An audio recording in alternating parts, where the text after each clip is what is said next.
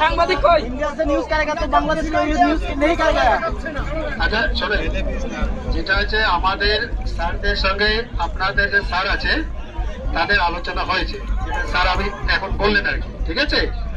আর আপনাদের যে সমস্যা ওনারা শুনবেন, এবং ওরা ওখান থেকে যে মেসেজটা দিয়েছে, মানে খবরটা দিয়েছে, সেটা আপনাদের যেতে বললো, এবং আপনাদের যে আছেন, যে দায়িত্ববান লোক আছেন, ব্যক্তি আছেন, তাদের সঙ্গে আলোচনা করবেন।